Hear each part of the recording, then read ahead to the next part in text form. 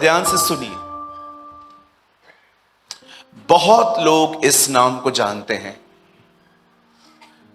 और मैं चाहता हूं आप इस नाम से आज और वाकिफ हो जाइए। इस बंदे का नाम है मूसा। His name was Moses. मैं आपको बताना चाहता हूं ये वो बंदा है जिसे जलती हुई झाड़ी को देखा था। बाइबल बताती है उसने एक ऐसा पेड़ देखा जो जल रहा था पर खाक नहीं हो रहा था, और उसी पेड़ में से खुदा ने उससे बात करके उसकी बुलाहट बताई थी। आई डोंट नो आप इससे कितने लोग ये बात जानते हैं। जब वो मरने पर था तो मरने से पहले इज़राइल को कहता है, वह जलती हुई झाड़ी वाला तुम्हें आशीष दे। This is written in English. ये वो बंदा है जिसने अपनी आंखों से देखा था कैसे एक झाड़ी जल रही है पर खाक नहीं हो रही।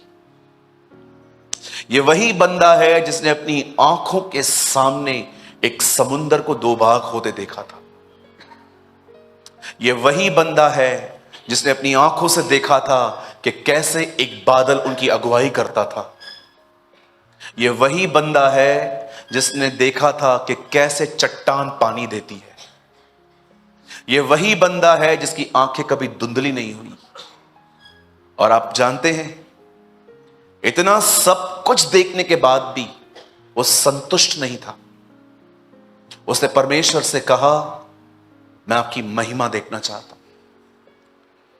आज अगर कोई मुर्दों में से जिंदा हो जाए किसी कलीसिया में, कोई HIV से और कैंसर से ठीक हो जाए, हम में से बहुत सारे लोग जो प्रॉब्लम में हैं वो उसी चर्च को ज्वाइन कर लेंगे। ओ, यहां मिरेकल्स होते हैं। मैं आज भी देखता हूं जो केजी में पढ़ने वाले जो मसीह होते हैं, उनको ये बातें बड़ी आकर्षित करती हैं। ओ, रसौली निकल गई, ओ ये बाहर आ गया, ओ ये मिल गया, ओ मैं वहां पर गया तो मैंने अपनी आंखों से देखा इंस्टेंट हीलिंग्स। पर मूसा हमारी तरह नहीं था। इतना सब देखने के बाद भी वो परमेश्वर से कहता है, मैं आपके रास्तों को समझना चाहता हूं, आपके चलने के तरीकों को समझना चाहता हूं।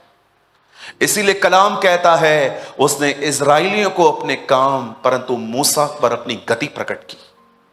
इंग्लिश में लिखा है, he show his miracles on the sons of Israel but he show his ways to Moses। आज जो संदेश पवित्र आत्मा आज हमें देने वाला है वो किसी मिरेकल के ऊपर नहीं है, वो कोई चमत्कार नहीं है। जो आज मैं आपको बताना चाहता हूं वो परमेश्वर के रास्ते हैं।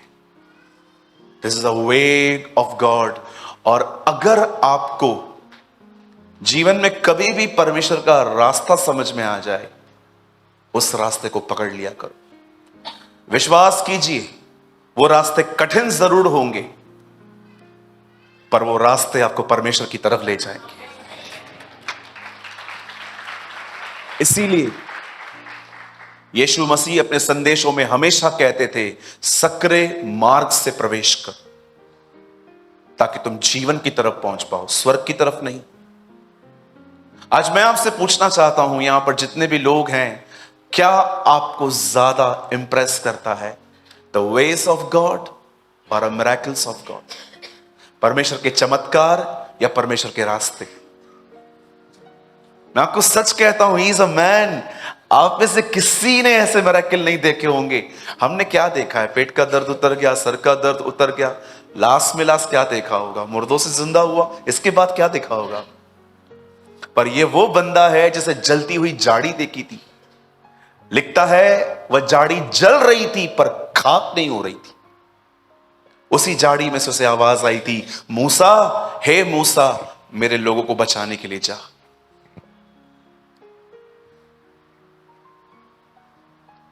ये वही बंदा है जिसने अपनी चप्पलों को कभी गसते हुए नहीं देखा था। जैसे जैसे उनके पैर बड़े होते थे, उनके चप्पलों की साइज बड़ी होती थी। क्या कभी आपने पढ़ा कि जंगल में उन दोनों में चप्पल की दुकान थी और वो लोग खड़े होकर चप्पलें बदल रहे थे? कभी नहीं पढ़ेंगे। तो साइज कैसे बढ़ा? कितने लोग हैं यहां पर आपने मूसा से ज्यादा मिरेकल एक्सपीरियंस किए हैं? पॉसिबल ही नहीं है। उससे जलती हुई झाड़ी देखी, उससे लाल समुद्र को दो भाग होते हुए देखा, उससे चट्टान में से पानी निकलते देखा, उससे बादल को कैसे बादल अगुवाई करके चलता है उसने वो देखा। बट कहां से भी ये संतुष्ट नहीं हुआ। इसने परमेश्वर से कहा मैं आपको देखना चाहता हूं। तब परमेश्वर ने उसे अपने रास्ते सिखाए, अपने रास्ते समझाए कि मूसा देख, मैं इसी तरह चलता हूं। मेरे भाइयों, मेरी बहनों, जो लास्ट तक बैठे हैं, खड़े हैं, जहां पर भी आप हैं, मैं आपको फिर से कहना चाहता हूं, आज का संदेश परमेश्वर के चमत्कारों पर नहीं है। आज का संदेश उसके रास्तों पर है, और ये सिर्फ मुझे परमेश्वर के अनुग्रह से मिला है। क्या आप सब तैयार हैं? कहिए अपने पास वाले से, आज हम परमेश्वर के रास्तों को पहचानेंगे। आमीन। आइए मेरे साथ खोलिए। सब बाइबल लाए हैं? Hard copy? हाँ, मोबाइल नहीं, हार्ड कॉपी। मोबाइल में बाइबल मत खोलिएगा, आपके लिए प्रोजेक्टर है यहां पर। अगर आपके पास मेरी तरह हार्ड कॉपी है तो ही आप बाइबल खोलिए। मैं चाहता हूं आप सब मेरे साथ खोलें मत्ती रचित सुसमाचार और उसका 6th chapter. Open with me the gospel of Matthew chapter 6।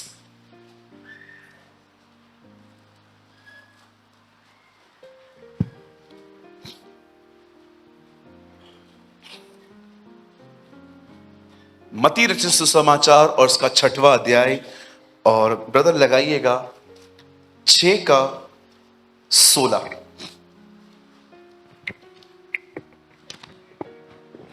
Six 16। Okay, जरा देख लीजिएगा मैं कैसे पढ़ रहा हूं। अगर तू उपवास करे, अगर जबकि जगह पे अगर लिखा होता तो उसका अर्थ क्या होता? अगर तू उपवास करे तो मतलब ऑप्शन करता है तो बताना, है ना? लेकिन यहां पर अगर वर्ड नहीं है, यहां वर्ड है जब। इसका मतलब आपको यहां पर फ्री विल नहीं दी गई है। बहुत सारे कामों में आपको फ्री विल दी जाती है, आपको जो चाहिए आप कर सकते हो। यदि तू मुझसे प्रेम करता है तो तू मेरी आज्ञाओं को मानेगा। यहां अगर यदि नहीं है, यहां पर लिखा है जब, मतलब ये आपको करना चाहिए। जब तू उपवास करे, जब तुम उपवास करो तो पहली आज्ञा है, तो कपटियों के समान तुम्हारे मुंह पर उदासी न छाई रहे। बोलिए कपटी। हां, उदासी न छाई रहे, क्योंकि वे अपना मुंह बनाए रहते हैं। बोलिए मुंह बनाए रहते हैं। क्यों? वो बैठे रहेंगे ऐसा। क्या हुआ? उपवास है। ओह, अभी खुश हो जाएगा। आपको पता चल गया ना, इमेज बन गई ना आत्मिक व्यक्ति की। सो माफ कीजिए, इस तरह उपवास कोई ना करे, क्योंकि वे अपना मुंह बनाए रहते हैं ताकि लोग उन्हें उपवासी जाने, परमेश्वर नहीं। लोगों को पता चलनी चाहिए, क्योंकि इनका जो उपवास है ना, वो खुदा के लिए नहीं है। इनका उपवास मनुष्यों के अंदर अपनी इमेज बनाने के लिए है। आप जानते हैं ना, स्वर्ग सारा दिन लोगों को कहता है कैरेक्टर बनाओ, लेकिन दुनिया हर दिन आपको कहेगी स्टेटस बनाओ। स्वर्ग है ना, हर दिन आपको कहेगा कैरेक्टर ठीक करो, लेकिन दुनिया आपको हमेशा कहेगी स्टेटस पे ध्यान दे। अब ये आपके ऊपर है कि आप किस चीज के पीछे हैं, स्टेटस और कैरेक्टर। अगर आज भी कोई आपके लिए कुछ कहता है, आप सही हो फिर भी कहता है, और आपको इससे तकलीफ होती है, यू आर आफ्टर स्टेटस। आप स्टेटस के पीछे हैं। अब देखिए उसके बाद क्या लिखा है, मैं तुमसे कहता हूं कि वे अपना प्रतिफल पा चुके। बोलिए पा चुके। तालियां बजाइए।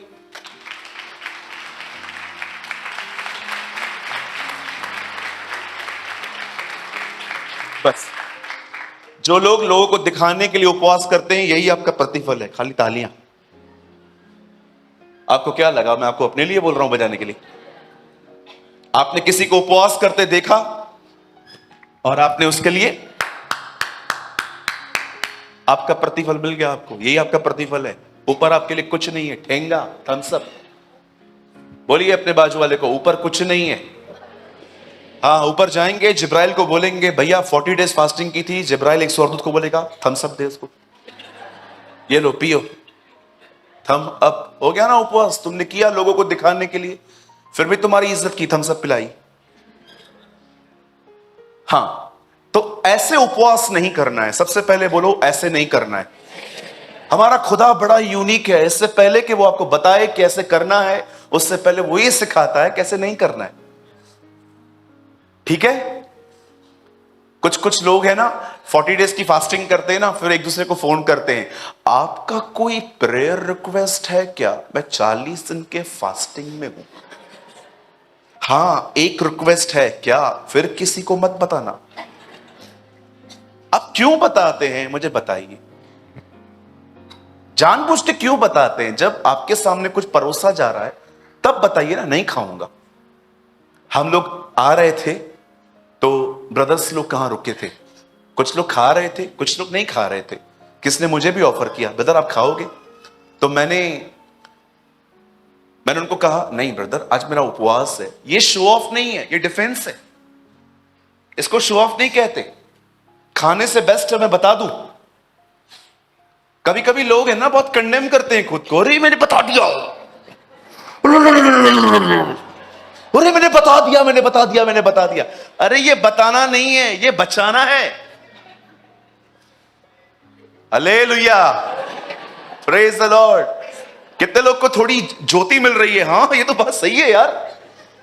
अगर आपको कहां पर अपने आप को बचाने के लिए बताना पड़ रहा है, ये शो ऑफ नहीं है। कभी कभी लोगों के मुंह से निकल जाता है मैंने उपवास किया। अरे रे रे रे बाप रे, क्या हुआ क्या हुआ क्या हुआ? मैंने उपवास के लिए बता दिया। द बाइबल सेज जब तुम उपवास करते हो तो कपटियों के समान पहले समझिए आपको फास्टिंग कैसे नहीं करनी है। उसके बाद मैं आपको बताऊंगा फास्टिंग क्यों की जाती है। और आज मैंने एस्तर को चुना है।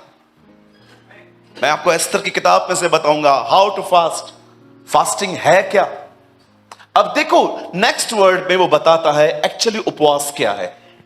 पर जब तू उपवास करे तो अपने सिर पर तेल मल। बोलिए तेल। ओहो तेल। Be filled with the Holi spirit. जब तू उपवास करे तो अपने सर पर तेल मल और अपना मुंह धो। कितने लोग हैं फास्टिंग के अंदर इस तरह जिंदगी जीते हैं, किसी को नहीं दिखाते, हमेशा मुंह धो के रहते ताकि किसी को नहीं पता चले। हम तो मुंह पे उदासी छाई रहती है हमारे। भैया क्या हुआ? भैया हुआ क्या? कुछ नहीं। भैया क्या हुआ? उपवास है। No no no no no, कहिए एक्टिंग नहीं करनी है। हाँ, आप उसके लिए फास्टिंग नहीं कर रहे हो, आप अपने और खुदा के लिए कर रहे हो। मेरी बात तो कुछ समझ में आ रही है आपको? चलिए आगे बढ़िए ब्रदर। 6:17 ताकि लोग नहीं पर तेरा पिता जो गुप्त में है तुझे उपवासी जाने। इस दिशा में तेरा पिता जो गुप्त में देखता है तुझे प्रतिफल देगा। याद रखिए, हर फास्टिंग की रिजल्ट नहीं आती। अगर आपको लगता है आज मैं भूखा मरूंगा सारा दिन। रिसेंटली मुझे कॉल आया, एक बहन ने कहा मैं प्रॉब्लम में हूं, मैं चाहती हूं कि आप 20 दिन मेरे लिए उपवास करें। मैंने कहा बहन काम तेरा फंसा हुआ है, भूखा मैं मरूं। ये तो बड़ी अजीब बातें लगती हैं। एक नहीं, 2 दिन नहीं, बहन बोलती है 20 दिन उपवास। मैंने कहा प्रभु मैं घर के लिए न करूं, इसके लिए करूं? अजीब अजीब बातें हैं ना। इस दिशा में तेरा पिता जो गुप्त में देखता है तुझे प्रतिफल देगा। अब मैं कुछ समझाना चाहता हूं आपको। यह इंफॉर्मेशन हर एक के पास है आजकल। लेकिन इसके पीछे कुछ है जो आज हमें समझनी पड़ेगी बात। क्या होता है उपवास? क्या परमेश्वर आपको इसलिए आशीष देता है क्योंकि आप भूखे हो, आपने खाना छोड़ दिया है? No no no no no. आप विश्वास कीजिए, आप उपवास को इस तरह देखते हैं कि मैंने आज खाना छोड़ा है, लेकिन परमेश्वर की दृष्टि में वो कुछ और ही है।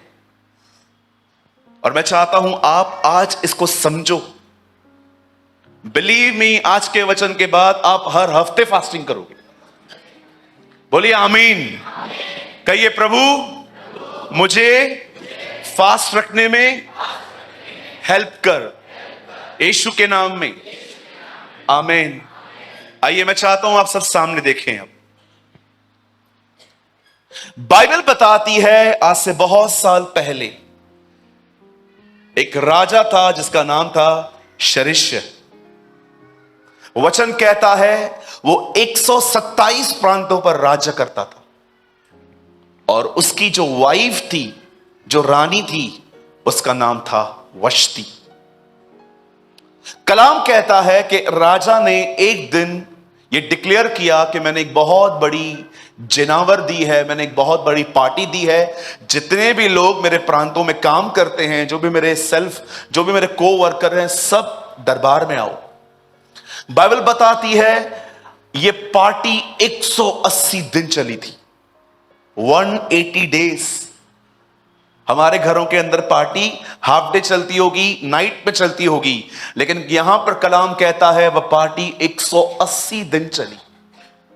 180 दिन राजा ने लोगों को अपनी दरबार में रखा, उन्हें अपने कर्टन्स दिखाए, मार्बल दिखाया। बाइबल बताती है वहां के अंदर चौकियां जो थी वो सोने और चांदी की बनी हुई थी। यहां तक कि कलाम कहता है अमेजिंग दरबार था उसका।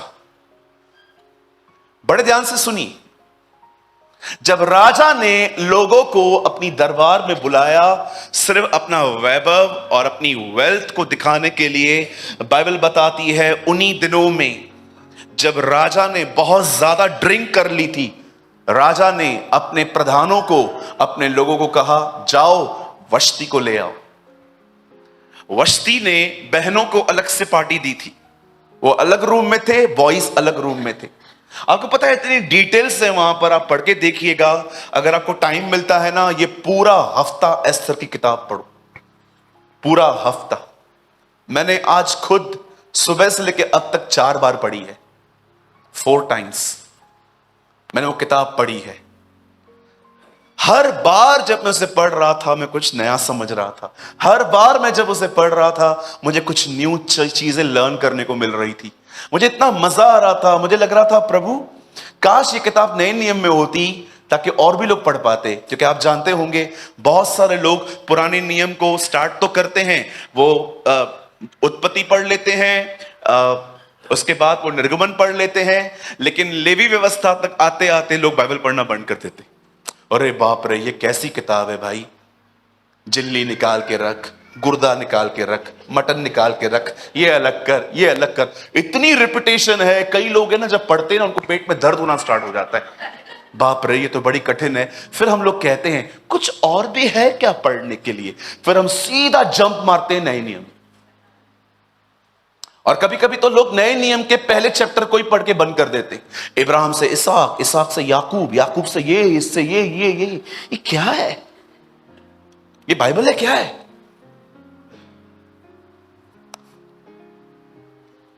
कभी मुझे टाइम मिला ना, मैं आपको लेवी व्यवस्था की किताब में से बहुत सारी बातें समझाऊंगा। इतनी अमेजिंग बुक है वो। यहूदी आज भी अपने बच्चों को सबसे पहले उत्पत्ति नहीं, लेवी व्यवस्था पढ़वाते हैं, क्योंकि वो चाहते हैं कि वो बलिदानों के बारे में समझे। अब जानते हैं यहां पर क्या हो रहा है, जरा आराम से सुनिए। देयर इज अ किंग, उसका नाम शरिष्य है। बाइबल बताती है उसके अंडर में 127 प्रांत हैं, और मैं आपको बताना चाहता हूं एक प्रांत उसका हिंदुस्तान भी था। एस्थर की किताब में हमारे भारत का नाम है ना, India. India is a blessed country, आमीन। कहिए हमारा भारत आशीषित मुल्क है। यस। क्या हुआ, दिल से नहीं निकल रहा है? बोलिए यस, इंडिया इज ब्लेस्ड। हाँ, मुझे बहुत पसंद है मेरी कंट्री। कभी भी लोग आपको अब्रॉड से कॉल करें ना, हाँ हमारे पास BMW है, हमारे पास ये है, हमारे पास वो है, उनको बोलो ऑटो है क्या? हमारे पास ऑटो है। मैंने एक को कहा था, हम ड्राइवर के साथ आगे बैठ के जाते हैं ऑटो में। बहुत लोगों ने तो रिक्शा उधर ही चलाना सीख लिया है। वो इतनी बार आगे गए वो खुद ही समझ जाते हैं। वो कभी कभी ड्राइवर को बोलते, तू छोड़ दे मैं चला लेता हूं आज, है ना? ओ हमारे ऑटो कितने जबरदस्त हैं। हम ड्राइवर के साथ भी बैठते हैं और बिल्कुल ड्राइवर के उस पार छोटी सी जगह होती है, हम वहां भी बैठ के आ जाते हैं। यस, ये परमेश्वर की ओर से दिया गया एक महान वरदान है भारत को। जब किंग ने एक बहुत बड़ी जेनावर दी और जब लिखा है वो दाख मधु पी के मगन हो गया, तब उसने अपने खोजों को कहा, जाओ वश्ती को ले आओ। लोग वश्ती के पास जाके कहते हैं, चलिए महाराजा ने बुलाया है। वश्ती कहती है, मैं नहीं आऊंगी। वो कहती है मैं नहीं आऊंगी। और जब यह खबर राजा तक पहुंचती है कि मेरी रानी ने सबके सामने आने से मना कर दिया है, उसे बहुत बेइज्जती महसूस होती है। लिखा है वो क्रोध में जल गया। और जानते हो उसके बाद बाइबल बताती है, उसने अपने सारे प्रधानों को बुलाया और कहा, इस लेडी ने ये किया है, अब तुम बताओ क्या करना चाहिए। उन्होंने कहा, इसको रानी के पद से उतार दो, क्योंकि जब इसके काम की चर्चा हर घर घर में होगी, तब सारी बहनें हमारा भी आदर नहीं करेंगी, कहेंगी कि वश्ती ने ऐसा किया। होता है ना कभी कभी, कई सारे जो लोग हैं वो अलग अलग एग्जाम्पल को यूज करते हैं ना। आपने देखा है झगड़ों के अंदर आपके पति आपको कई बार क्या बोलते हैं, हिटलर है क्या तू? कहां से आया हिटलर? राइट? सबने कहा she is a bad example, ये गलत उदाहरण है, राजा को बर्दाश्त नहीं करना चाहिए। तब राजा ने उसे रानी के पद से निकाल दिया। अब राजा ने उसे निकाल तो दिया, लेकिन पट रानी का जो वहां पर औहदा था वो खाली था। जब लोगों ने देखा कि अब राजा ने हुक्म तो दे दिया है, लेकिन वो प्लेस एम्प्टी है, उसके लिए कैंडिडेट चाहिए, तब बाइबल बताती है उसके राजा के लोगों ने डिसाइड किया कि हम बाहर जाएंगे, खूबसूरत औरतों को देखेंगे, उन्हें दरबार में लेके आएंगे और हम उन्हें तैयार करेंगे और राजा के सामने भेजेंगे। जिसको वो चाहे वो अपनी रानी चूज कर सकता है। बाइबल बताती है उन दिनों में एक व्यक्ति था जिसका नाम था मोर्दकाई, उसकी कजिन सिस्टर थी जिसका नाम था एस्तर। बाइबल बताती है वो बहुत खूबसूरत थी, वो बहुत, हिंदी में लिखा गया है रूपवान थी, वो बहुत ब्यूटीफुल लड़की थी। जब उन लोगों ने उसे देखा तो उन्होंने चूज किया कि ये भी दरबार में पहुंचा दी जाए।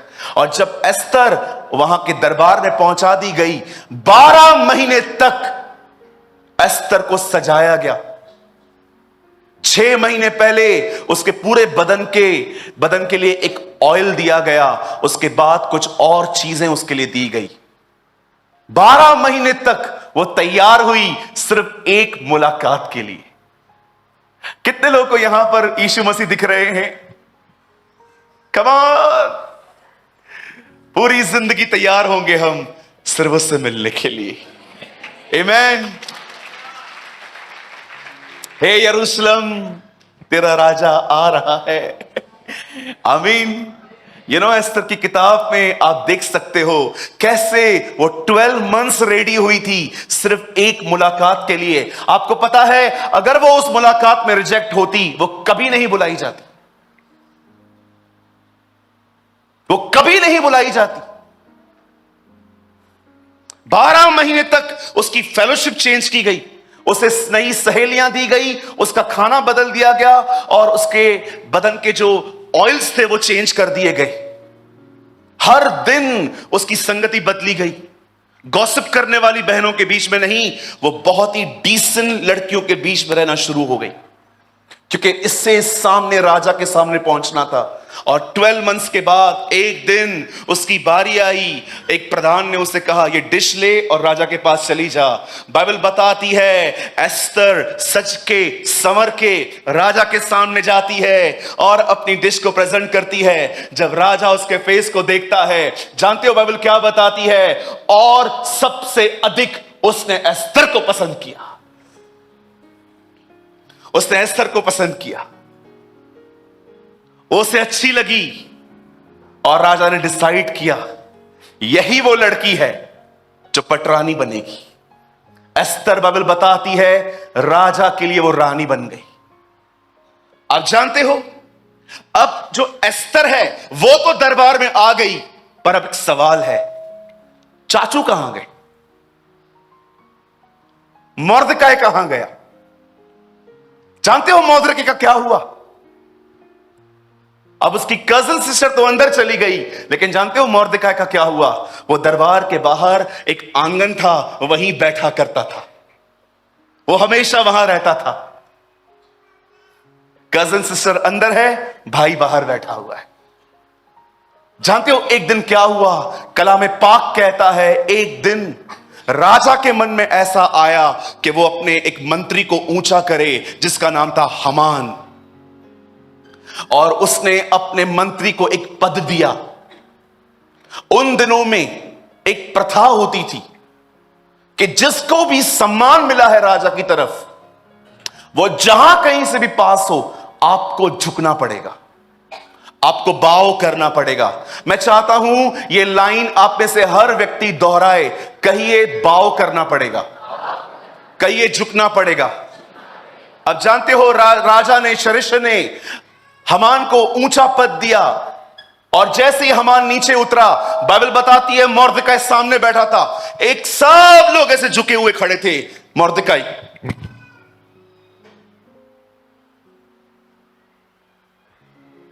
वो नहीं झुकेगा। क्यों? सब लोग देख रहे थे उसको, तू क्यों नहीं झुकता इसके सामने? उसने कहा, नहीं मैं नहीं झुक सकता। क्यों? क्यों नहीं झुक सकता तू? क्योंकि मैं एक यहूदी हूं। हमारी व्यवस्था में लिखा है, तू अपने परमेश्वर को छोड़ और किसी को प्रणाम न कर। यू नो, ये बात अब तक हमान को नहीं पता चली थी, सिर्फ लोगों को पता चली थी कि ये नहीं झुकता। और आप तो जानते हैं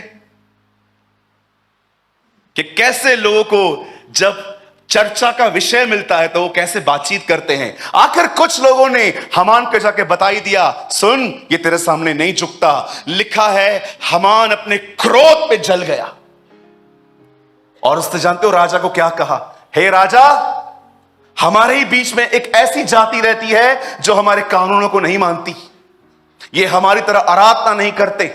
मैं तो कहता हूं इस जाति को मरवा दिया जाए। जानते हो, एक व्यक्ति के कारण सारी जाति पर प्रॉब्लम आई। राजा ने कहा, ये ले मेरी अंगूठी। उन दिनों में एक फतवा जारी किया गया, एक लेटर लिखा गया। क्या बूढ़ा, क्या बूढ़ी व्यक्ति, क्या बूढ़ी स्त्री, क्या जवान बहन, बच्चे, बूढ़े, जितने भी यहूदी हैं, वो इस महीने में हर एक का कत्ल किया जाए। और राजा की अंगूठी की छाप वहां पर लग गई, और सारे लेटर्स जो हैं 127 प्रांतों में गए। इस डेट को जहां कहीं भी तुम्हें ये लोग दिखाई दें जो ये हमारे कानूनों को नहीं मानते, इनके वर्शिप के तरीके अलग हैं, ये बहुत सारी बातें करते रहते हैं, जहां कहीं ये मिलते हैं इनका कत्ल करो। आप विश्वास कर सकते हैं वो दिन कैसा हुआ होगा जब यहूदियों को पता चला कि हम बहुत जल्द कटने वाले हैं। जब ये बात मोर्दकाई को पता चलती है, वो जानते हो क्या करता है? कलाम कहता है उसने अपनी टाट पहनी और वो चौराहे पे जाके बैठ गया और रोने लग गया। ये बात किसी ने देखकर एस्तर को बताई। एस्तर को भी पूरी खबर नहीं थी। एस्तर को पता चला इसका चाचा रो रहा है। एस्तर ने कहा, ये कपड़े लो, इसको बोलो ये कपड़े पहने। लेकिन वो कपड़े लेने के लिए उसने मना कर दिया, बोला नहीं मैं ये कपड़े नहीं लूंगा। तब तब वो उससे पूछती है, पूछो क्या हुआ, वो ऐसा क्यों कर रहा है। तब मॉर्दकाई उसे बताता है, ये लेटर जाके उसको दे। और जब एस्तर पढ़ती है तो उसमें वो क्या पढ़ती है कि हम सब खत्म होने वाले।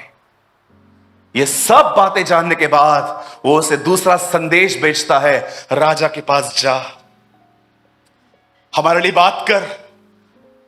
एक संखी व्यक्ति ने हमारे खिलाफ एक फतवा जारी कर दिया है कि अगर हम उसे प्रणाम न करेंगे तो हम मारे जाएंगे, तू जा उससे बात कर। जानते हो एस्तर रिप्लाई क्या करती है? एस्तर कहती है, क्या तुझे दरबार के नियम नहीं पता? कोई भी विदाउट परमिशन किंग के सामने नहीं जा सकता। मैं तुझे बताना चाहती हूं, 30 दिन से मैं नहीं गई हूं क्योंकि उसने मुझे बुलाया ही नहीं है।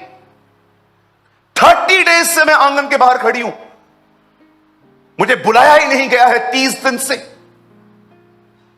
तब वो उससे कहता है, अगर तू चली गई तो क्या होगा? मार डाली जाऊंगी मैं, क्योंकि अलाउ नहीं है जब तक राजदंड न दिखाया जाए कोई अंदर आ सके। तब मौद्रके उसे कन्विंस करने की कोशिश करता है। जानते हो, जब उसे पता चलता है कि मेरा चाचा मुझे कह रहा है तू जा, तू ही हमें बता सकती है, और वो उसे एक और संदेश देता है, क्या पता तू आज ही के दिन के लिए ठहराई गई थी, तुझे खुदा ने शायद इसीलिए भेजा था ताकि तू हमारे लिए इंटरसेशन कर सके, तू हमारे लिए मध्यस्थ ठहर सके। जानते हैं इसका वो रिप्लाई क्या करती है? बोलती है, एक काम करो, सिर्फ एक काम करो, मेरे लिए 3 दिन उपवास करो, डू फास्ट, मेरे लिए 3 दिन उपवास करो। उसके बाद विदाउट उसकी परमिशन मैं जाऊंगी। और जानते हो उसके बाद वो क्या कहती है? मर गई तो मर गई, लेकिन मैं जाऊंगी। मौद्रकाय सबको कहता है, मेरी सिस्टर जाएगी अंदर बात करने के लिए, चलो सब फास्टिंग करेंगे। जानते हो, जब वो फास्टिंग कर रहे थे, एस्तर ने डिसाइड किया कि वो उससे मिलेगी। और जैसे एस्तर राजा के सामने जाती है, वो उसे ये नहीं कहती है, मेरे जातियों के लोग को तू क्यों मार रहा है। जानते हो वो क्या कहती है? बोलती है, राजा सुन, एक अर्जी है। और जानते हो अर्जी क्या थी? कल मैंने एक पार्टी रखी है तेरे लिए और हमान के लिए, तुम दोनों आ सकते हो। राजा ने कहा, यस, तू आधा राज्य मांगती तो मैं तुझे वो भी देता, मैं आऊंगा। अगले दिन उसने हमान को संदेश भेजा, तुझे और मुझे चलना है। ये बंदा खुश, बेगानी शादी में अब्दुल्ला दीवाना, ओहो चलो मौज करने। अगले दिन यह राजा के साथ उसके जिनावर में गया। आपको पता है वहां पर क्या हुआ? एस्तर ने कहा, मैंने कल इससे बड़ी जिनावर रखी है, आपको उसमें आना है दोनों को। जैसे ये बंदा ये जान के रानी ने मेरे को बुलाया, मेरे को, किसी बड़े व्यक्ति का फोन आए, सालों तक प्रचार करते ना हम लोग, मेरे को कॉल किया था, मेरे को बाहर जाके बोलता है, तुमको पता है मैं कौन हूं? एस्तर ने मेरे को बोला पति के साथ आ जा। आपको पता है जैसे ये न्योता पाके नीचे उतर रहा था, सामने हमान खड़ा, मौद्रके खड़ा था, सब झुके हुए थे। ये खड़ा था, इसकी जान जल गई देखकर, दोबारा नहीं, फतवा निकला है, अभी तक नहीं कर रहे ये लोग। और घर जाके अपनी वाइफ को बोलता है, तेरे को पता है मेरी पदवी क्या है? एस्तर ने मेरे को कहा तुझे राजा के साथ आना है, लेकिन ये बंदा मेरी डिसरिस्पेक्ट करता है। उसकी वाइफ उसे कहती है, एक काम कर, कल इसके लिए एक 50 फंदा एक लकड़ी लगा, इसको चढ़ा देंगे कल। वो आज्ञा देता है, लगा दो एक लकड़ी। और जानते हो उसी रात, दैट नाइट, राजा को नींद नहीं आई। राजा ने अपने कर्मचारी से कहा, जाओ एक किताब लेकर आओ, मैं पढ़ के सो जाऊंगा। पवित्र आत्मा का काम देखिए, कौन सी किताब निकाली है। वही किताब जिसमें कुछ साल पहले जिक्र किया गया था कि कैसे मौद्रिके ने कुछ लोगों से राजा की जान बचाई थी। जब राजा ने पढ़ा, किसी ने मेरी जिंदगी बचाई थी। हाँ हाँ हाँ, कौन है ये वही मौद्रिके, एस्थर का चाचा। बुलाओ उसको। अरे तेरे लिए क्या किया गया था? कुछ भी नहीं साहब। हमान भी उधर ही था। हमान को बोलता है इधर आ। हमान भी आ गया। अगर कोई मेरी जिंदगी बचाए तो बता उसके लिए क्या क्या करना चाहिए। राजा, आपका घोड़ा दे दो, आपके कपड़े दे दो, दे इसको। ओह माय गॉड, आप विश्वास करेंगे, वो घोड़ा जिस पे मौद्रिके बैठा हुआ था, वो घोड़ा हमान चला रहा था। परमेश्वर तुम्हारे दुश्मनों के साथ ये कर सकता है। ओह प्रेज द लॉर्ड। वो घर आके जल गया। अगले दिन राजा के लोग आए, चलो एस्थर ने जनावर दी है। एस्थर के सामने राजा और हमान पहुंचाए गए। अब राजा बोलता है, बोल एस्थर, क्यों बुलाया गया है? वो बोलती है, मुझे प्राणदान चाहिए। मेरी हिंदी में प्राणदान लिखा है, हमारी जिंदगी बख्श उर्दू में लिखा था। बोलता है तुम्हारी जिंदगी बख्शू मतलब क्या हुआ था? कुछ दिन पहले एक फतवा जारी हुआ है, आप हमें मारना चाहते हो। ये किसने किया है? राजा को याद ही नहीं है। बोलती है इस दुष्ट हामान ने। बोलता है इसने किया है। हाँ, आपको पता है वहां क्या लिखा है? वो गुस्से में चला गया और हामान एस्थर के पैर पकड़ के, अम्मा, माता जी, ओ मेरी बहन, छोड़ दे मुझे। ये बंदा गुस्से में ऐसे सोच सोच के वापस आता है। ये इधर ही है अभी, लेके जाओ उसको। और जैसे लोगों ने उसके सर पे पूरा उसको ढांक दिया, उठाया, और जाते जाते राजा ने एक फंदा देखा। बोला ये फंदा किसने लगाया है? इसने मौद्रिके के लिए लगाया है, इसी को चढ़ाओ, इस पे चढ़ाओ उसको, इसी पे। मेरे भाइयों, मेरी बहनों, यहूदी बच गए। पर मैं आपसे पूछना चाहता हूं, क्यों एस्थर ने उन्हें कहा 3 दिन उपवास करो? क्यों? आपको पता है, बहुतों से पूछो उपवास क्या है, वे कहते हैं खाना छोड़ना। आप यहां से ट्रैवल करो 7 समुंदर दूर, इजराइल जाओ और एक यहूदियों से पूछो फास्टिंग की मीनिंग क्या है। जानते हो को क्या कहेंगे? उपवास का दूसरा नाम है नम्र होना। Be humble. आपको शायद लगता होगा मैं आपको कुछ ऐसे ही बता रहा हूं। आइए मेरे साथ खोलिए, come on open with me the book of Ezra. मेरे साथ खोलिए एज्रा की किताब।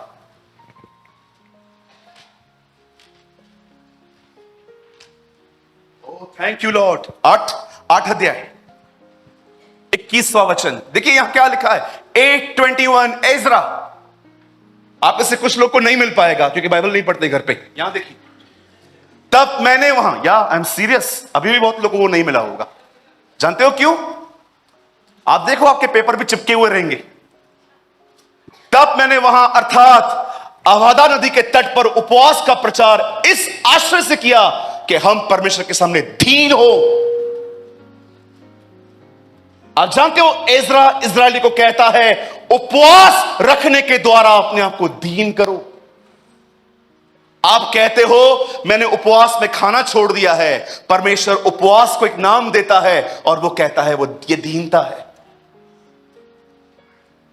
मैं चाहता हूं एक और स्क्रिप्चर आप मेरे साथ खोलिए। पहला राजा 21वां अध्याय। मैं चाहता हूं आप लोग बात में देखिए। यहां देखिए, यहां देखिए, यहां देखिए, आपका माइंड डिस्ट्रैक्ट हो जाएगा। यहां देखिए, पहला राजा 21वां अध्याय, ब्रदर 25 से लगाइए। सब यहां देखिए, हेलो, सब यहां देखिए। ये इजराइल का सबसे दुष्ट राजा है। सचमुच अहाब के तुल्य और कोई नहीं था जिसने अपनी पत्नी इजबिल को उकसाने पर काम करने का, जो यहोवा की दृष्टि में बुरा है, अपने को बेच डाला। यहां देखिए, वेट ब्रदर, आप यहां पर देख रहे हैं, यहां पर एक राजा है, इसने एक अन्य जाति लड़की से शादी की थी जिसका नाम था इजबल। जानते हो इस औरत ने क्या किया इजराइल के साथ? ये नबियों का कत्ल करवाती थी, प्रॉफिट्स को मारती थी। एलिया इसके डर से ही भागा था जब उसे सुसाइड करने के लिए खुदा से कहा था कि मुझे मार दे। आप जानते हो इस बंदे ने क्या किया था?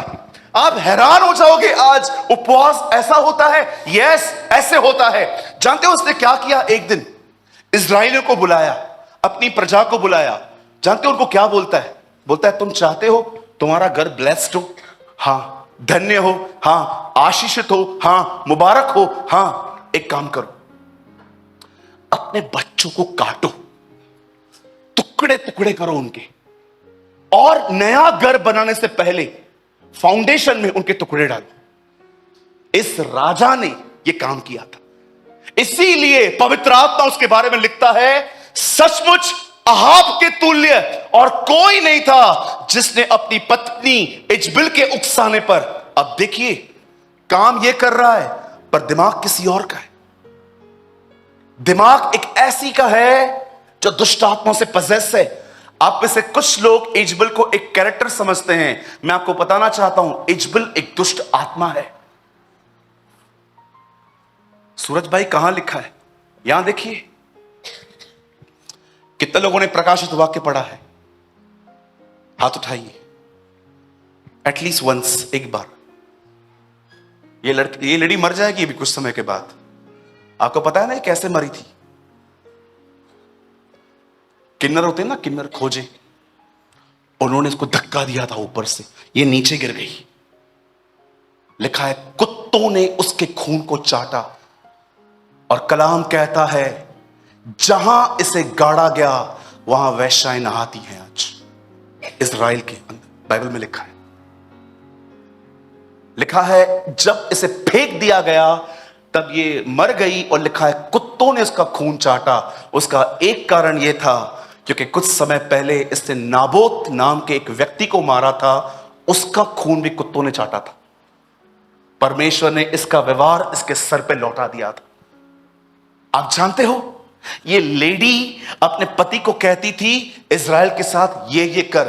इसीलिए पवित्र आत्मा इसके बारे में देखो क्या लिखता है, सचमुच अहाब के तुल्य और कोई नहीं था जिसने अपनी पत्नी इजबल के उकसाने पर वह काम करने जो यहोवा की दृष्टि में बुरा है अपने आप को बेच डाला। अब ये इसके कामों का जिक्र है। ब्रदर 26 लगाइए। अब देखिए आगे क्या हो रहा है।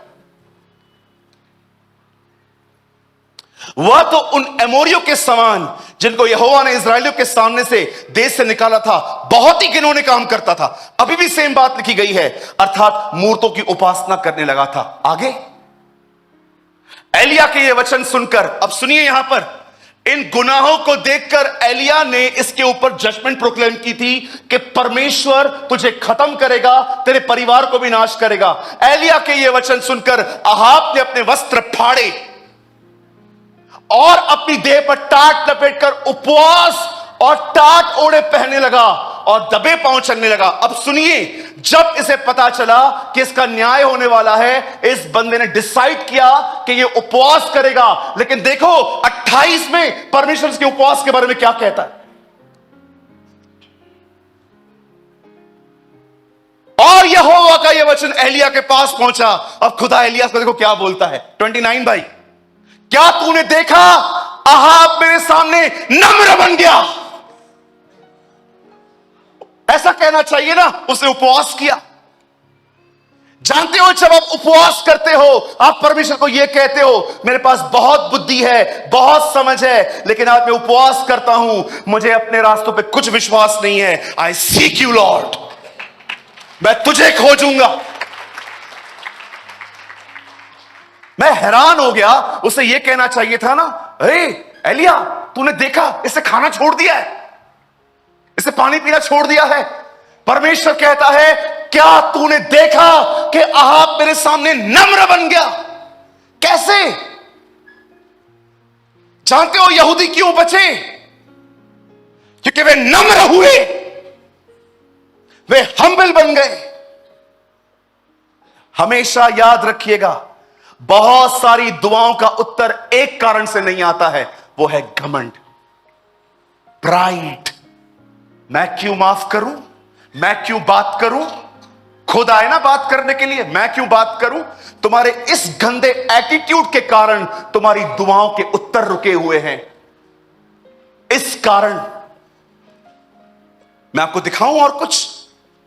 ब्रदर, यशाया का ये पकड़ के रखिएगा। देखो यशाया का 58 अध्याय। ब्रदर एक वचन निकालिए, 58 का 11। सब यहां देखिए, प्लीज बाइबल मत खोलिए। देखो परमेश्वर क्या कहता है यशाया के 58 अध्याय में। यहां देखो। Oh thank you Jesus. Fast brother. भैया काम कीजिए, 8 से लगाइए।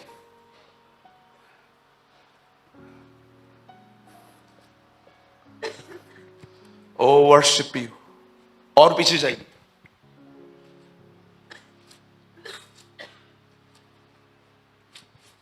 सुनो, तुम्हारे उपवास का फल क्या होता है कि तुम आपस में लड़ते और झगड़ते हो और दुष्टता से घूंसे मारते हो। परमेश्वर को आपकी भूख से ज्यादा आपके फास्टिंग में आपका एटीट्यूड देखता है। कहता है भैया एक काम करो ना, 3 से लगा दो, पूरी पिक्चर क्लियर हो जाएगी इनके सामने। सुनिए यहां पर क्या कहता है बाइबल में। देखो वो क्या शिकायत करते हैं फास्टिंग रख के।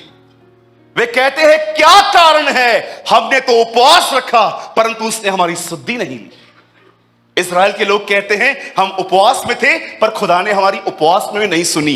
हमने दुख उठाया परंतु तूने ध्यान नहीं दिया। सुनो, उपवास के दिन तुम अपनी इच्छा पूरी करते हो और अपने सेवकों से कठिन काम कराते हो। बहुत लोग उपवास में रहते हैं ना, आराम से बैठे रहेंगे, चाय तो ले आ, कॉफी तो ले आ, ये तो ले आ, ये तो ले आ। क्यों, तेरे हाथ में क्या मेहंदी लगी हुई है? नहीं, मैं उपवास में हूं। बहुत सारे जो लोग होते हैं ना, उपवास रख के उनको लगता है उन्होंने परमेश्वर पे या अपने ऊपर कोई एहसान किया है। इनका एटीट्यूड देखिए, कठिन काम कराते हो तुम। कितने लोग हैं मुझे बताइए फास्टिंग के डे भी नॉर्मल रहते हो आप?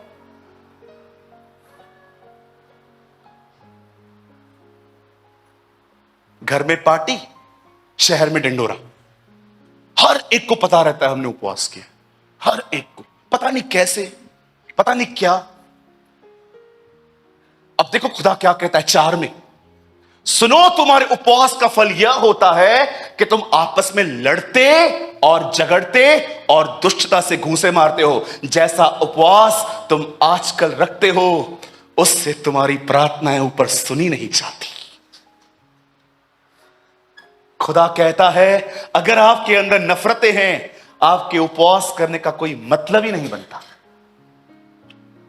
यहां पर तो बिलीवर को छोड़ो, लीडर के लिए भी कचरा रखते हैं लोग और परमेश्वर से कहते हैं father fill me with your holy spirit.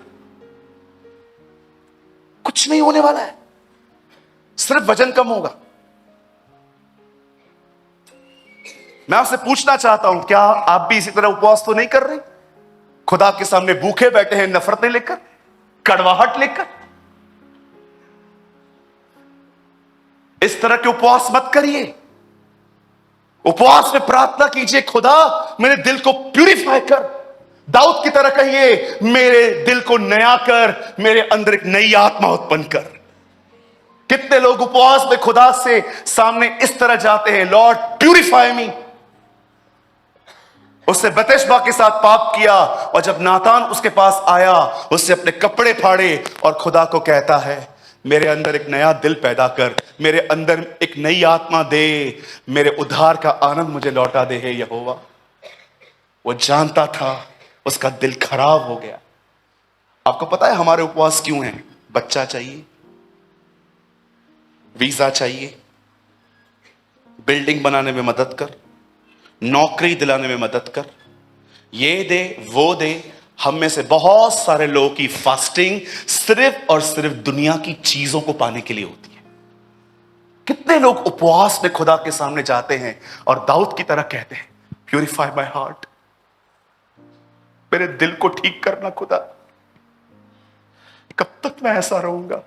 कब तक मैं उस व्यक्ति को देख देख के अंदर ही अंदर जलता रहूंगा?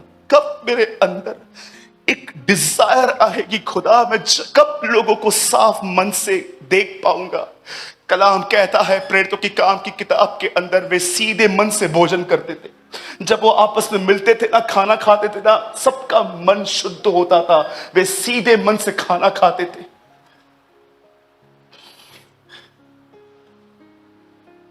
ब्रदर, वापस अहाब की तरफ चलिए। जब परमेश्वर ने इस दुष्ट राजा को देखा, क्या तूने देखा कि अहाब मेरे सामने नम्र बन गया है? भूखा नहीं लिखा है यहां, इस कारण कि वो मेरे सामने नम्र बन गया है, मैं ये विपत्ति उसके जीते जी उस पर न डालूंगा। उसके पुत्र के दिनों में उसके घराने पर विपत्ति भेजूंगा। यहां देखिए, जब उपवास इस दुष्ट राजा के लिए इतना कुछ कर सकता है, तो हम परमेश्वर की संतानों के लिए क्या करेगा?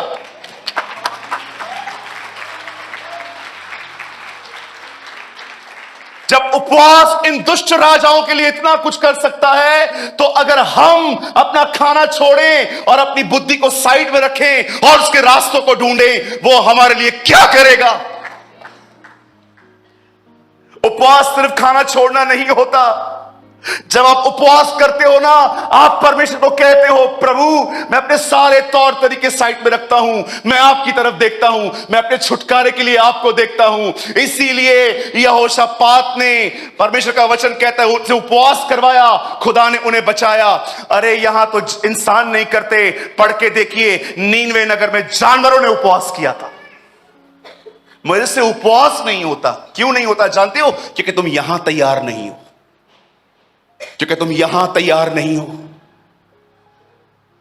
हम बिल्कुल हवा की तरह हैं, बिल्कुल हवा की तरह। भूख नहीं लगी होगी तो भी खाएंगे। कितने लोग यीशु की तरह हैं, भूख लगती है फिर भी नहीं खाते। देखा आपने यीशु को? 40 दिन बीतने के बाद उसे भूख लगी और शैतान आके कहता है, यू आर हंग्री ना? यस, बना इस रोटी को, बना इसे रोटी। आप जानते हो, अगर आप सिगरेट पीते थे ना पहले और आपने सिगरेट छोड़ दी है, जब आप कमजोर पड़ोगे ना, आपसे दुआएं नहीं होंगी, कलाम नहीं पढ़ोगे, चर्च जाना बंद कर दोगे, तब शैतान आएगा और कहेगा एक पी ले। देख, कोई विश्वासी इधर नहीं है, पी ले, पी ले। देखो, विश्वासियों का ही तो डर है, खुदा का डर कहां है तुझे? पी। उन दिनों में दोस्त आएंगे और कहेंगे स्मोक। अगर आप शराबी थे ना, आपने शराब छोड़ दी, जब आप कमजोर पड़ोगे ना, तब आपके दोस्त आएंगे, चल रहा है क्या? किधर? आईपीएल चालू है आज एक होटल में, तू भी चलना।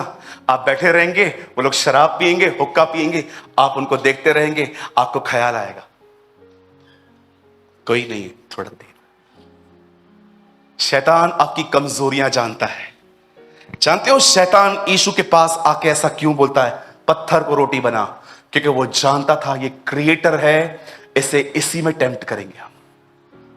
अपनी चीज को बना, वो जानते थे ये रचयिता है, ये बनाता है चीजों को, ये खुदा है, ये दुनिया का मालिक है। अगर इसको, लेकिन यीशु ने भूख में भी जानते हो क्या कहा? नहीं, मैं जानता हूं मैं भूखा हूं, लेकिन मैं नहीं बनाऊंगा। क्यों? क्योंकि ये गंदे शब्द तेरे मुंह से निकले। मैं तेरी बात क्यों मानूं?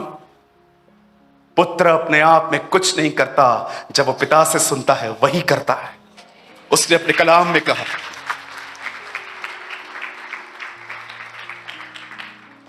सो मैं पूछना चाहता हूं, क्या समझते हैं आप, भूखा रहना उपवास होता है?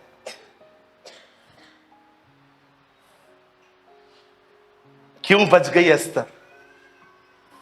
क्यों बच गया यहोशापात? क्यों बच गए नीनवे के लोग? क्यों बच गया दानियल? क्योंकि वे सब नम्र हो गए। उपवास सिर्फ भूखा रहना नहीं होता, उपवास सिर्फ खाना छोड़ना नहीं होता।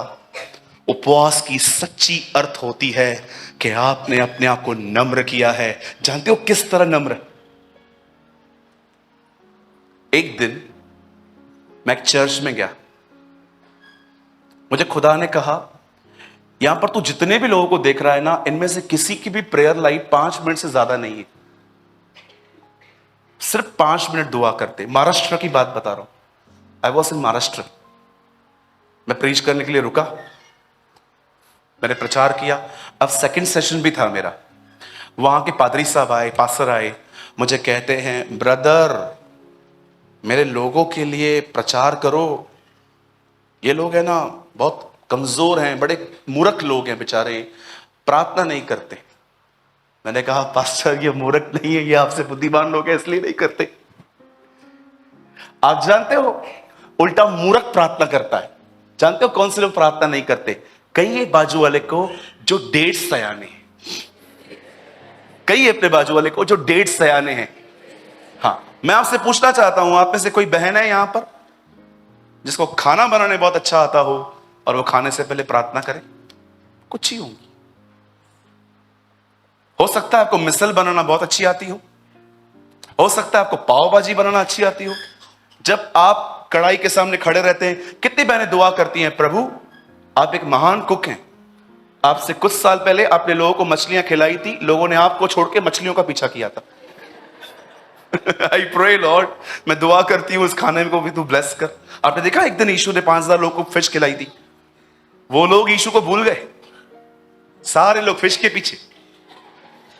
यीशु को परखना, यीशु समझ गया और उसके बाद उनको कहता है, क्या हुआ, किस लिए मेरे पीछे आ रहे हो? इसीलिए ना कल तुमने पैम्पलेट खाया?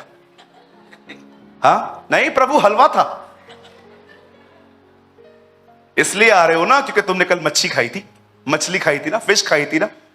उसके बाद वो अपने आप को कहता है, जीवन की रोटी मैं हूं, मुझे खाओ, I am the bread of life. कितनी बहनें यहां पर नहीं, लेकिन हम प्रार्थना नहीं करेंगी। जानते क्यों? को आता है। आप किसी टीचर को बोलो मैं आपको सम सिखाता हूं, आइए मैं आपको बोर्ड पे सिखाता हूं कि ये सम कैसे किया जाता है। अगर आपको मुंह पे डस्टर नहीं मारा, मेरा नाम बदल के रख देना। आप किसी बूढ़े व्यक्ति को बोलो, काका चलो मैं आपको ये सिखाऊं, हमने क्या धूप में बाल सफेद किए हैं?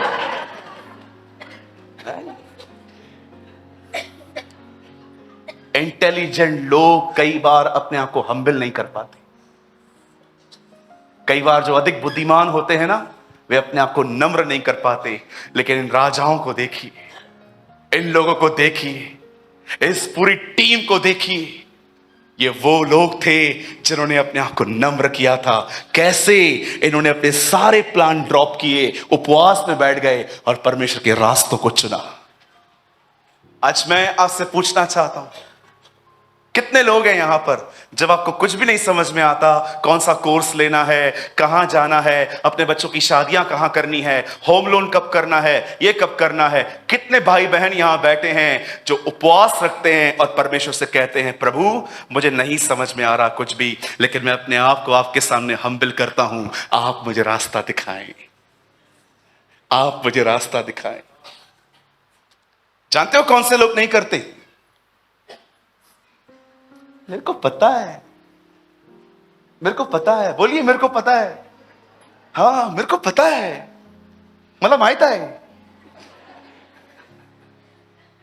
तो गप बस, मेरे को सब पता है। हले आयो मुखे से खारण यू नो सम सिस्टर हमारी सिंधी बहनें। मैं एक घर में था, एक बहन ने अपने पति को मेरे सामने कहा, एजी इधर आइए। क्या कहा? एजी इधर आइए। मैंने कहा बहन एजी? हाँ, ए गधे। पास्टर की प्रेजेंस में वैसे बात कर रही थी। तो उसने बोला आपको पसंद नहीं है? मैंने कहा बहन एजी ठीक है, ओजी, ओजी मतलब ओ गधे। अब मैं इस बहन को कह रहा हूं, दीदी एटलीस्ट शो सम रिस्पेक्ट। अब तू हमको आया सिखाने? मैंने कहा यस, आपको सीखना चाहिए। कुछ लोग इतने अमीर हैं, इतने रिच हैं, वे अपने आप में इतना कुछ है कि आप उन्हें कुछ नहीं सिखा सकते। आप उन्हें सिखाइए कुछ, आप उनको करेक्ट करके दिखाइए खाली, मैं मान जाऊंगा। आप उनको बताइए आप ये क्यों करते हो, तू भी तो करता है, तू नहीं करता? मुझे बताइए, मसीह जीवन की शुरुआत भी नहीं हुई है आपकी, आप कब स्टार्ट करेंगे? कोई आपको सिखा रहा है, कोई आपको हेल में जाने से रोक रहा है, कोई आपको सच्चाई बता रहा है, आप उसी का विरोध कर रहे हैं। मैं बंद करने से पहले एक आखिरी लाइन कहना चाहता हूं। यहां देखिए सब जो सेवकाई करते हैं ना, जो सेवकाई, वो थोड़ा ज्यादा ध्यान देना। यीशु ने कहा जो कोई पवित्र आत्मा के विरुद्ध कुछ कहेगा वो माफ किया जाएगा। ऐसा लिखा है। Thank you. आगे वाले सुन रहे हैं, पीछे वाले ऐसा लिखा है कि जो कोई पवित्र आत्मा के खिलाफ कुछ कहेगा वो माफ किया जाएगा? नहीं लिखा है। धन्यवाद यीशु। क्या लिखा है? जो कोई पवित्र आत्मा के खिलाफ कहेगा वो माफ। हिंदी में लिखा है निंदा, इन इंग्लिश ब्लैस्फेमी। उसके बाद जानते हो क्या लिखा है? लेकिन जो कोई मेरे खिलाफ कहेगा माफ किया जाएगा। ये लिखा है। जीसस अलाउ कर रहा है आपको, मेरे को गाली दो, मेरे लिए बोलो, भले आत्मा में जाकर उससे पूछो, आत्मा में उसे पूछो, क्या तू ये कह रहा था पवित्र आत्मा के खिलाफ जो कुछ मत बोलो, मेरे खिलाफ भले तुमको जो बोलना है? जानते हो आपको क्या कहेगा? यस, तुम्हें जो मेरे खिलाफ बोलना है तुम बोल सकते हो। प्रभु पवित्र आत्मा सब कुछ है, आप कुछ भी नहीं हो। जानते हो आपको क्या कहेगा? यस, मैं कुछ भी नहीं, आई एम नथिंग। आप इतने जीरो हैं कि आप ये कह सके जो बोलना है बोलो, आई एम जीरो। क्या इतने खाली हुए हैं आप कि आप अपने लिए ये कह पाए जो मेरे खिलाफ बोलना है बोलो, आई विल फॉरगिव यू। परमेश्वर मेरा गवाह है। आप भरने के लिए आंसू बहाते हो ना, मैं खाली होने के लिए आंसू बहाता हूं। आप कहते हो ना मुझे भर भर भर, मैं आंसू बहाता हूं, मुझे खाली कर अपने आप से। भरूंगा तो बाद में, मैं जगह ही नहीं होगी, तू कहां रखेगा अपनी आत्मा को मेरे अंदर? मुझे एम्प्टी कर, मुझे खाली कर, मुझे जीरो बना।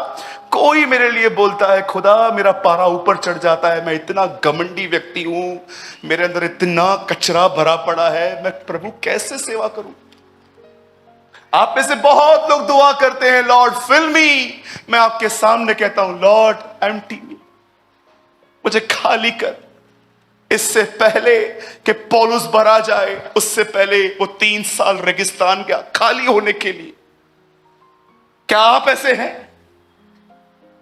क्या आप चैलेंज कर सकते हैं किसी को? आपको गाली देनी है, आपको मुझे थ्रेट करना है, आपको मुझे जो करना है आप कर सकते हो।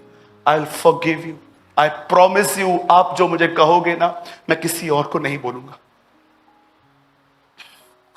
हम दुआ करते हैं खुदावन तू हमें भर, वो दुआएं करते थे हमें खाली कर, हमें जीरो कर। वो परमेश्वर के तुल्य होकर भी मनुष्य बना, मनुष्य बनकर भी वो नीचे आया, उससे क्रूस की, हाँ क्रूस की मौत सह ली। जानते हो उसके बाद क्या लिखा है? इस कारण परमेश्वर ने उसे वह नाम दिया जो सारे नामों में श्रेष्ठ है, ताकि हर घुटना झुके, हर जुबान स्वीकार करे कि यीशु ही परमेश्वर है।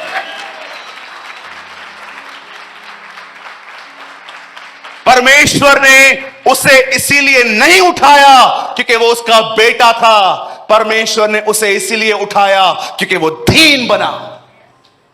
He became zero, इतना जीरो कि उसे अलाउ किया तो मुझे गाली दे सकते हो, तुम मेरी बेइज्जती कर सकते हो, तुम मुझे बुरा भला कह सकते हो, मैं वादा करता हूं मुझे हर्ट नहीं होगा। लेकिन प्लीज ये दरियाए यरदन पर जो मुझ पे अभिषेक आया है उसके खिलाफ मत बोलो। वो उससे इतना प्यार करता है कि स्वर्ग जाके मुझे भी उससे पूछना पड़ेगा, प्रार्थना करनी पड़ेगी कि वो तुम्हें पवित्र आत्मा देगा कि नहीं देगा। मैं पिता से प्रार्थना करूंगा, वो तुम्हें देगा नहीं, मुझे बोलना पड़ेगा तब वो तुम्हें देगा। वो उससे इतना प्यार करता है, इसलिए उसके खिलाफ मत बोलो। तुम्हें मेरे खिलाफ जो बोलना है तुम बोल सकते हो। हम ऐसे हैं, आप बोल सकते हो अपने हस्बैंड को, अपनी वाइफ को, आपको मेरे को गाली देनी ना दो, please don't blame my God, मेरे खुदा के लिए कुछ मत बोलो। जान जल गई दाऊद की जब उसने देखा कि गोलियत खुदा को गालियां दे रहा है। एक मसीह जो पवित्र आत्मा से भरा हुआ है, उसे अपना नाम स्पॉइल होने पर कभी दुख नहीं हो सकता। उसे तब तकलीफ होगी जब उसके नाम, खुदा का नाम अपवित्र ठहरेगा। इसीलिए उसने हमें प्रार्थना करना सिखाई। जब कभी तुम प्रार्थना करो, पहली लाइन कहो, तेरा नाम पवित्र माना जाए। कैसे हैं आप आजकल? खाली हुए हैं? भरने की बातें करते? कोई रास्ते पे थूक दे, कुछ छींटे लगे हमारे ऊपर, ओ बगैर मारे हम लौटे नहीं उसको। कलीसिया के अंदर कोई आपको प्रेज द लॉर्ड नहीं बोले, आप चर्च चेंज कर देते, रिश्ते खत्म कर देते। से जम तो जम, यहां कल इस चर्च में, कल उस चर्च में, यहां जम देंगे, वहां जम देंगे। क्यों? फिल्मी फिल्मी फिल्मी। अरे उससे पहले दुआ करो वो तुम्हें एम्प्टी करे, तुम्हें जीरो करे। इसीलिए उसकी पहली शिक्षा थी, धन्य है वे जो दीन है, स्वर्ग का राज उन्हीं का है। जब मरियम यीशु को अपने पेट में संभाले हुई थी, तब वो एलीशिबा से मिलने जाती है। एलीशिबा के अंदर यूहन्ना था, मरियम के अंदर यीशु था। दोनों बहनें आपस में मिलती हैं। मरियम पहली बात उसे कहती है, देख परमेश्वर ने अपनी दासी की दीनता पर दृष्टि की है। मैं दीन थी, इसीलिए उसने मुझे मेरे पेट में अपने पुत्र को भेजा है। उपवास सिर्फ भूखा रहना नहीं होता, उपवास होता है दीन बनना। प्रभु, ये बदन खाने से चलता है, आज मैं खाना भी हटा देता हूं, सिर्फ एक ही चीज चाहिए, मदद कर, मदद कर पिता। प्रभु मेरा सहायक है। इब्रानियों में लिखा है, मनुष्य मेरा क्या कर सकता है? हमें सहायता कहां से मिलेगी? हमारी सहायता जमीन और आसमान के कर्ता की तरफ से आती। उपवास सिर्फ भूखा रहना नहीं होता, उपवास का मतलब होता है शून्य बनना, खुदा से कहना, खुदा थोड़ा सातवें आसमान से नीचे उतार मुझे। किया है कभी आपने ऐसा उपवास? मैंने उपवास किया है, मुझे पवित्र आत्मा से भर।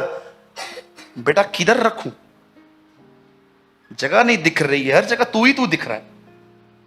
ये तेरा बंगला, ये तेरी गाड़ी, ये तेरी पोजीशन, ये तेरा पावर, ये तेरे गाड़ी की चाबियां यहां पर पड़ी हुई हैं, ये तू अपने आप में, तेरा बाइबल का ज्ञान। बेटा किधर खालीपन नहीं दिख रहा है, मैं किधर रखूं अपनी चीज? उसने अपने आप को शून्य किया, He became zero, और वह नम्र बन गया। परमेश्वर आपकी भूख और प्यास को नहीं देखता। सोचना भी मत कि आप खाना छोड़ के बैठे हो और उसको मजा आता है और भूखा मर तू। No sir, he show your humbleness, वो तुम्हारी नम्रता दिखता है। उपवास का दूसरा नाम ही है नम्र होना। आप नम्र हुए हो, आप खुदा के सामने बैठे हो और कहते हो, प्रभु मैंने खाना छोड़ा है, मुझे शून्य कर, खाली कर मुझे अपने आप से, जीरो कर। मैं आज सुबह प्रार्थना कर रहा था, मैंने कहा, lord today is a fasting prayer, fill me, मुझे भर दे। मुझे पवित्र आत्मा ने कहा, इस बार ये प्रार्थना नहीं करनी है, इस बार 5 दिन प्रार्थना करनी है, मुझे खाली कर, मुझे खाली कर। आप में से बहुतों को खाली करना है अपने आप को। ओ प्रभु, मैं अलाउ करता हूं हर तरह के व्यवहार को मुझ पर, खाली कर मुझे। अरे ऐसे ही नहीं मिलता है, कीमत चुकानी पड़ती है। जाओ, उन 5 कुंवारी को क्या कहा, जाओ तेल मोल लो, परचेस करो। सिर्फ एक अनॉइंटेड मैन ऑफ गॉड के साथ घूमने से अभिषेक नहीं मिलता, सिर्फ हाथ रखने से अभिषेक नहीं मिलता। अभिषेक के लिए घुटनों पे आना पड़ता है।